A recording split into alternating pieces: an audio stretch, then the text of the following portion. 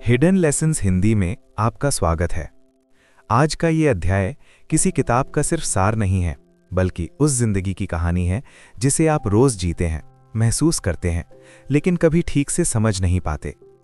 ये कहानी उस इंसान की है जो हर महीने मेहनत करता है, समय पर दफ्तर जाता है, जिम्मेदारियां निभाता है, और फिर भी हर महीने के आखिर में वही सवाल अपने आप से पूछता है, पैसा गया कहाँ? अगर आपने भी कभी रात को सोते समय यही सोचा है, अगर आपने भी कभी मोबाइल बैंक ऐप खोलकर गहरी सांस ली है, अगर आपने भी कभी मन ही मन खुद को दोष दिया है, तो ये वीडियो आपकी ही जिंदगी से निकला हुआ है। सोचिए, जब आप छोटे थे तब आपको सिखाया गया था कि पढ़ाई करो, नौकरी करो, ईमानदारी से मेहनत करो और सब ठीक हो जाएगा। किसी ने ये नहीं बताया कि मेहनत के बाद जो पैसा आएगा उसे संभालना भी एक कला है। किसी ने ये नहीं बताया कि पैसा सिर्फ कमाने से जिंदगी आसान नहीं होती, बल्कि समझदारी से चलाने से होती है। यही वजह है कि आज लाखों लोग कमाते तो हैं, लेकिन चैन से जी नहीं पाते। बाहर से सब ठीक लगता है, लेकिन अंदर कहीं न कहीं एक डर बैठा रहता है। कल क्या होगा? अगर नौकरी चली गई तो? अगर बीमारी आ गई तो? अगर जिंदगी ने अचानक कोई मोड़ ले लिया तो? यही डर इस अध्याय की शुरुआत है। ये अध्याय उस अदृश्य जाल की कहानी है जिसमें ज्यादातर मध्यम वर्ग के लोग फंसे हुए हैं। एक ऐसा जाल जो दिखता नहीं, लेकिन हर महीने धीरे धीरे कसता जाता है। इसे ही हम कहते हैं मध्यम वर्ग का पैसे का जाल। सवाल ये नहीं है कि पैसा कम क्यों है, सवाल ये है कि पैसा टिक क्यों नहीं रहा। सवाल ये नहीं है कि मेहनत कम है, सवाल ये है कि मेहनत का फल हाथ में क्यों नहीं आता। जरा अपने पिछले महीने के बारे में सोचिए। तनख्वाह आई, मन खुश हुआ, कुछ देर के लिए लगा कि सब ठीक है। फिर खर्च शुरू हुए। कुछ जरूरी थे, कुछ आदत बन चुके थे, और कुछ ऐसे थे जिनका जवाब आपके पास भी नहीं है। महीने के बीच में ही मन थोड़ा भारी होने लगा। महीने के अंत तक आते आते फिर वही इंतजार, अगली तनख्वाह का। ये चक्र चलता रहता है। साल बीतते जाते हैं, उम्र बढ़ती जाती है, जिम्मेदारियां बढ़ती जाती हैं, लेकिन आर्थिक सुकून कहीं दिखाई नहीं देता। अब एक सवाल अपने आप से पूछिए, अगर मेहनत ही सब कुछ होती तो सबसे ज्यादा मेहनत करने वाला इंसान सबसे ज्यादा सुरक्षित क्यों नहीं होता? अगर तनख्वाह ही समाधान होती तो हर नौकरी करने वाला इंसान मानसिक तनाव से क्यों जूझ रहा होता? यहीं से इस कहानी का असली मोड़ शुरू होता है। यहीं से हमें उस सच को देखना होगा जिसे हम अक्सर नजरअंदाज कर देते हैं। मध्यम वर्ग का सबसे बड़ा सपना होता है स्थिरता। एक सुरक्षित नौकरी, एक ठीक ठाक घर, बच्चों की पढ़ाई और भविष्य की थोड़ी सी उम्मीद। लेकिन यही सपना धीरे धीरे एक जाल बन जाता है, क्योंकि स्थिरता की चाह में इंसान जोखिम से डरने लगता है, और जोखिम से डरते डरते वो जिंदगी के सबसे जरूरी फैसले टालता चला जाता है। वो सोचता है, अभी नहीं, थोड़ा बाद में, अभी हालात ठीक नहीं है, अभी जिम्मेदारियां बहुत हैं, और यही सोच सालों में बदल जाती है। इस कहानी में कोई खलनायक नहीं है, ना सरकार, ना बॉस, ना सिस्टम। इस कहानी का खलनायक हमारी सोच है। वो सोच जो हमें हर महीने यही दिलासा देती है कि अगला महीना बेहतर होगा। वो सोच जो हमें ये महसूस नहीं होने देती कि हम एक जगह अटके हुए हैं। वो सोच जो हमें व्यस्त रखती है ताकि हम गहराई से सवाल ही ना पूछ सकें। आज इस अध्याय में हम उसी सोच को समझेंगे। हम देखेंगे कि पैसा आते ही क्यों फिसल जाता है। हम समझेंगे कि ये सिर्फ पैसों की समस्या नहीं है, बल्कि मानसिकता की समस्या है। और सबसे जरूरी बात, हम ये जानेंगे कि इस जाल से बाहर निकलने का रास्ता क्या है। कोई चमत्कार नहीं, कोई त्वरित उपाय नहीं, बल्कि एक धीमा लेकिन सच्चा बदलाव। ये कहानी किसी अमीर की नहीं है, ये कहानी किसी बड़े निवेशक की नहीं है। ये कहानी आपकी है, मेरी है, और उन लाखों लोगों की है जो हर महीने ईमानदारी से कमाते हैं, लेकिन फिर भी भीतर से थके हुए हैं। अगर आप इस अध्याय को अंत तक सुनते हैं तो शायद आप अपने जीवन के कुछ सवालों के जवाब पा सकेंगे। शायद आप अपने पैसों को एक नए नजरिए से देख पाएंगे, और शायद, सिर्फ शायद, आप उस जाल को पहचान पाएंगे जिसमें आप अब तक उलझे हुए थे। अब जरा उस इंसान की जिंदगी को और करीब से देखें जो इस जाल में फंसा हुआ है। सुबह उठता है, तैयार होता है, घर से निकलता है, रास्ते में सोचता है कि जिंदगी बस ऐसे ही चल रही है। काम पर पहुंचता है, पूरे मन से मेहनत करता है, बॉस की बातें सुनता है, समय पर काम पूरा करता है। शाम को थककर घर लौटता है। परिवार है, जिम्मेदारियां हैं, उम्मीदें हैं। बाहर से देखने पर सब सामान्य लगता है, लेकिन अंदर कहीं एक खालीपन है, एक चिंता है जिसे वो खुद से भी छुपाने की कोशिश करता है।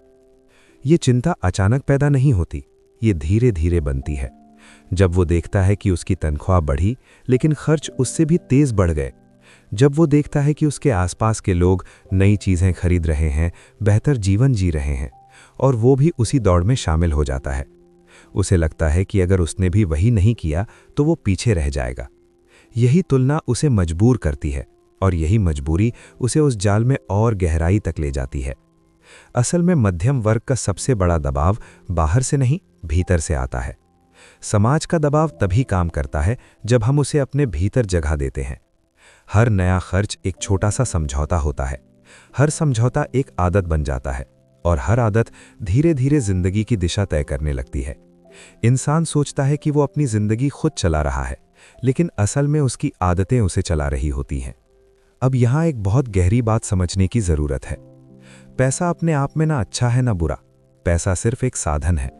लेकिन जब हम उसे बिना सोचे समझे खर्च करते हैं तो वो हमारे लिए बोझ बन जाता है। जब हम उसे सिर्फ आराम और सुविधा का साधन मान लेते हैं तो वो हमें कमजोर बना देता है। मध्यम वर्ग का पैसा अक्सर इसी वजह से गायब हो जाता है, क्योंकि वो बिना दिशा के चलता है। हमारे दिमाग को तुरंत सुख चाहिए। आज अच्छा खाना, आज अच्छा कपड़ा, आज अच्छा फोन। भविष्य का सुख धुंधला लगता है, भविष्य की सुरक्षा दिखाई नहीं देती, इसलिए हम आज को चुन लेते हैं। यही चुनाव बार बार होता है और फिर एक दिन हम पीछे मुड़कर देखते हैं और महसूस करते हैं कि हमने अपने भविष्य को कभी प्राथमिकता ही नहीं दी। इस जाल की सबसे खतरनाक बात यह है कि यह आरामदायक लगता है, इसमें दर्द धीरे धीरे आता है। कोई एक दिन ऐसा नहीं होता जब सब कुछ टूट जाता है, ये धीरे धीरे बनता है। एक छोटा सा कर्ज, फिर दूसरा, एक छोटी सी चिंता, फिर बड़ी। इंसान इसे सामान्य मान लेता है, उसे लगता है कि यही जिंदगी है, लेकिन यही सामान्यता सबसे बड़ा धोखा है।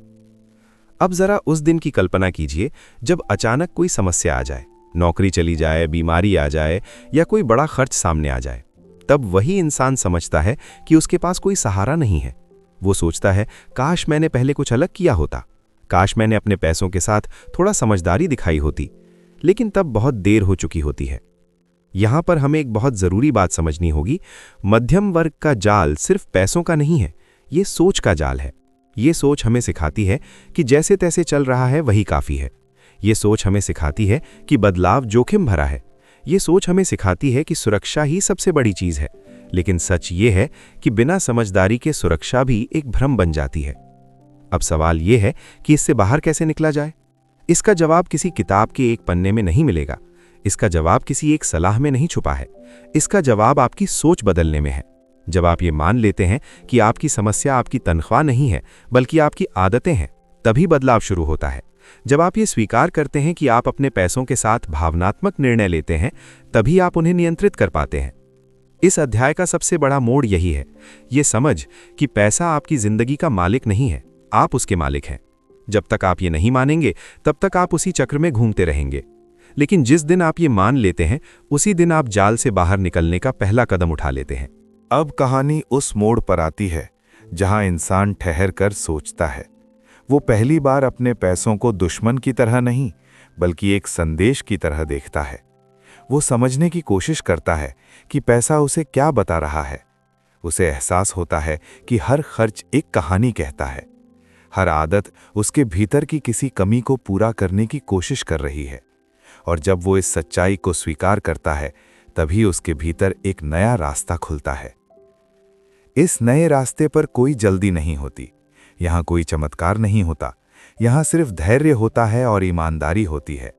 इंसान धीरे धीरे अपने खर्चों को देखने लगता है। वो खुद से सवाल करता है, क्या ये खर्च ज़रूरी है? क्या ये मुझे लंबे समय में मजबूत बनाएगा? क्या ये मेरी जिंदगी को आसान करेगा या सिर्फ आज का सुख देगा? ये सवाल आसान नहीं होते, क्योंकि ये सवाल हमें हमारे ही फैसलों के सामने खड़ा कर देते हैं। धीरे धीरे इंसान सीखता है कि हर बार पैसा खर्च करना समाधान नहीं है। कई बार पैसा बचाना भी आत्मसम्मान का काम होता है। वो समझता है कि सादगी कोई मजबूरी नहीं है बल्कि एक ताकत है। जब वो दूसरों की दौड़ से बाहर निकलता है, तब उसे पहली बार सुकून महसूस होता है। वो जानता है कि उसकी जिंदगी की दिशा अब उसके हाथ में है। इस बदलाव का असर सिर्फ पैसों पर नहीं पड़ता, इसका असर उसके मन पर पड़ता है। जब मन शांत होता है तो फैसले बेहतर होते हैं। जब फैसले बेहतर होते हैं तो जिंदगी धीरे धीरे सही दिशा में चलने लगती है। वो इंसान अब हर महीने की तनख्वाह का इंतजार डर से नहीं, योजना के साथ करता है। उसे पता होता है कि उसका पैसा कहाँ जा रहा है, और सबसे ज़रूरी बात, उसे ये भरोसा होता है कि वो किसी आपात स्थिति में अकेला नहीं है। इस अध्याय का अंत किसी बड़ी सफलता की कहानी से नहीं होता। इसका अंत एक शांत विश्वास से होता है।